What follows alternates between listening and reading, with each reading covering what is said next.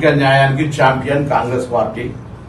ఆ కాంగ్రెస్ పార్టీలో పుట్టి పెరిగిన వ్యక్తిగా నేను గాని, గౌరవ మంత్రి లక్ష్మణ్ కుమార్ గారు గాని ఎటువంటి దురుద్దేశాలు మాకు పార్టీ సంక్షేమం తప్ప ఇంకొకటి లేదు.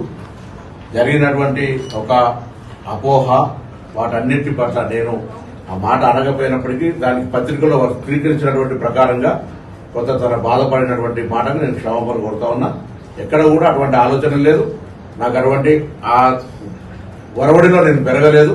కాంగ్రెస్ పార్టీ నాకు ఆ సంస్కృతిలో నేర్పలేదు. కాబట్టి నేను తప్పకుండా ఈ రోజు తెలంగాణలో కానీ దేశంలో రాహుల్ గాంధీ గారు సామాజిక న్యాయం కోసం పోరాడే సందర్భంలో వ్యక్తిగతమైన అంశాలన్నీ పక్కన ఉంచి కాంగ్రెస్ పార్టీ సామాజిక న్యాయానికి జరిగే దాని లోపల ఒక బలహీన వర్గాల బిడ్డగా ఈ రోజు తెలంగాణ రేవంత్ రెడ్డి గారి నాయకత్వంలో, పిసిసి అధ్యక్షుడు మహేష్ కుమార్ గౌడ్ గారి నాయకత్వంలో, రాహుల్ గాంధీ గారి సూచన మేరకు ఏదైతే 42% రిజర్వేషన్ పోరాటం జరుగుతుందో సామాజిక న్యాయం. నిన్న ఉదాహరణకు బీజేపీ అధ్యక్షుడు కూడా మాట్లాడే సందర్భం లోపల 84% వర్గానికి వ్యతిరేకంగా మాట్లాడద్దనే మాట చెప్తా ఉన్నాం తప్ప మేమంతా ఐక్యంగా కాంగ్రెస్ పార్టీ రేపు భవిష్యత్తులో రాహుల్ గాంధీ గారి నాయకత్వంలో పనిచేసే వాళ్ళని తప్ప ఇంకోటి కాదు.